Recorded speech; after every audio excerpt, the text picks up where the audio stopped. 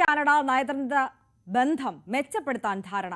G7 ഉച്ചകോടിക്കിടെ പ്രധാനമന്ത്രി നരേന്ദ്രമോദിക്കും Canada പ്രധാനമന്ത്രി mark കാർണിയും തമ്മിൽ നടത്തിയ ഉഭയകക്ഷി ചർച്ചയിലാണ് ധാരണ. ഇരു രാജ്യങ്ങളും പുതിയ ഹൈ കമ്മീഷണർമാരെ നിയമിക്കും. വ്യാപാര ഊർജ്ജ മേഖലയിലടക്കം സഹകരണത്തിനും ധാരണയായി. VR കാർത്തിക് തുടരുന്നുണ്ട്. കാർത്തിക്, ഈ ഇന്ത്യ കാനഡ ബന്ധം അത് കൂടുതൽ മെച്ചപ്പെട്ട നിലയിലേക്ക് എത്തുന്നു എന്നതാണ് ആശാവഹമായ സാഹചര്യം, അല്ലേ? തീർച്ചയായിട്ടും 2 വർഷത്തിന് ശേഷം ഇന്ത്യയും കാനഡയും തമ്മിലുള്ള നയതന്ത്ര ബന്ധത്തിൽ പുതിയ പുരോഗതികൾ ഉണ്ടാകുന്നു എന്നത് ഏറെ പ്രതീക്ഷാവഹമാണ്.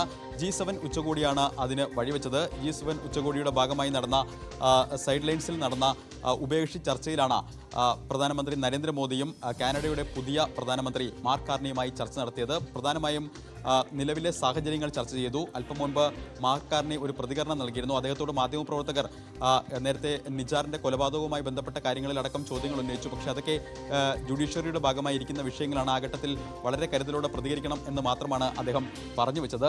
എന്തായാലും വലിയ പ്രതീക്ഷ നൽകുന്ന പുരോഗതിയാണ് ഇതിൽ ഉണ്ടായിരിക്കുന്നത്. 2023 സെപ്റ്റംബർ 18-നാണ് ഇത്തരത്തിൽ കാനഡയിലെ ഹൗസ് ഓഫ് കോമൺസിൽ അന്നത്തെ പ്രധാനമന്ത്രി ജസ്റ്റിൻ ട്രൂഡോ ഒരു പരാമർശം നടത്തിയത്. നിജാറിന്റെ കൊലപാതകത്തിൽ ഇന്ത്യൻ ഏജൻസികൾക്ക് പങ്കുണ്ട് എന്ന ഗുരുതരമായ പരാമർശമാണ് അദ്ദേഹം നടത്തിയത്. തുടർന്ന് ഇന്ത്യയും കാനഡയും തമ്മിൽ വാദപ്രതിവാദങ്ങൾ രൂക്ഷമായി. നയതന്ത്ര ഉദ്യോഗസ്ഥരെ പരസ്പരം പിൻവലിക്കുന്ന സാഹചര്യം വരെ ഉണ്ടായി. ഇപ്പോൾ ഇന്നത്തെ ചർച്ചയിൽ, അതായത് കഴിഞ്ഞ ദിവസം നടന്ന G7 ഭാഗമായി നടന്ന ഉഭയകക്ഷി ചർച്ചയിൽ പ്രധാനമന്ത്രി നരേന്ദ്രമോദിയും മാർക്ക് കാർണിയും തമ്മിൽ ചില കാര്യങ്ങളിൽ ധാരണയിലെത്തിയിരിക്കുന്നു എന്നതും ശുഭപ്രതീക്ഷ നൽകുന്നു. അതിൽ ഏറ്റവും പ്രധാനം ഈ പിൻവലിച്ച നയതന്ത്ര ഉദ്യോഗസ്ഥർക്ക് പകരം പുതിയ ഉദ്യോഗസ്ഥരെ നിയമിക്കാൻ ധാരണയായി എന്നതാണ് ഏറ്റവും പ്രധാനപ്പെട്ട കാര്യം. മറ്റൊന്ന്, ഊർജ്ജ മേഖലയിലടക്കം ഇരു രാജ്യങ്ങളും തമ്മിൽ സഹകരിക്കാൻ ധാരണയായി. ആർട്ടിഫിഷ്യൽ ഇന്റലിജൻസ് അടക്കമുള്ള മേഖലകളിൽ ഇരു രാജ്യങ്ങളും പരസ്പരം ധാരണയോടെ മുന്നോട്ട് പോകും എന്നതടക്കമുള്ള പ്രതികരണങ്ങളാണ് ഇരു രാജ്യത്തിന്റെ ഭാഗത്തു നിന്നും ഉണ്ടായിരിക്കുന്നത്. എന്തായാലും വലിയൊരു അനിശ്ചിതത്വങ്ങൾക്ക് വിരാമമാകുന്നു. ഒരു ഇടവേളയ്ക്ക് ശേഷം ഇന്ത്യയും കാനഡയും തമ്മിൽ സൗഹാർദ്ദപരമായ ഒരു അന്തരീക്ഷം രൂപപ്പെട്ടു വരുന്നു എന്നതും പ്രതീക്ഷാവഹമാണ്. ആര്യ, തീർച്ചയായും VR കാർത്തിക്കാണ് വിവരങ്ങൾ പങ്കുവച്ചത്. എന്തായാലും ഇരു രാജ്യങ്ങളും തമ്മിൽ മെച്ചപ്പെട്ട സഹകരണ ബന്ധത്തിലേക്ക് കാര്യങ്ങൾ നീങ്ങുന്നു എന്നതാണ് ആശാവഹം. ഈ കൂടിക്കാഴ്ചയ്ക്ക് ശേഷം പ്രധാനമന്ത്രി നരേന്ദ്രമോദിയും കാനഡ പ്രധാനമന്ത്രി മാർക്ക് കാർണിയും പ്രതികരണം രേഖപ്പെടുത്തിയിരുന്നു. അവരുടെ വാക്കുകളിലേക്ക് through the help of this platform as well. So I think that this is a great opportunity for us to serve public good, the global goods. It has always been India's intention to promote global goods, and today through G7 we have that same opportunity. I believe that India-Canada relations are extremely important, and India and Canada should work together and achieve win-win cooperation in several areas. Canadian companies have invested in India in a big way. Indian people have also invested in Canada in a big way. We both stand for democratic values. Together, we can strengthen democratic values. We can strengthen humanity.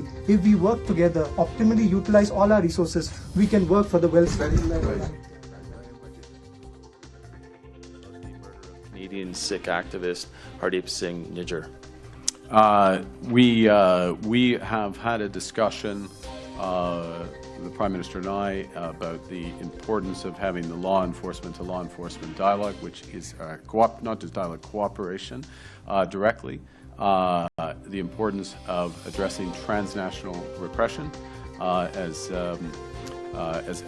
I noted, including when we met, and obviously there is a judicial process that's underway, and I need to be careful about further commentary. En français, nous avons eu in French now.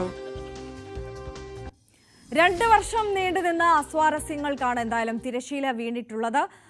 ഊർജ്ജ മേഖലയിലും നയതന്ത്ര മേഖലയിലും ഒക്കെ വ്യാപാര മേഖലയിലും ഒക്കെയുള്ള സഹകരണത്തിലേക്ക് എത്തി നിൽക്കുകയാണ് 2 രാജ്യങ്ങളും.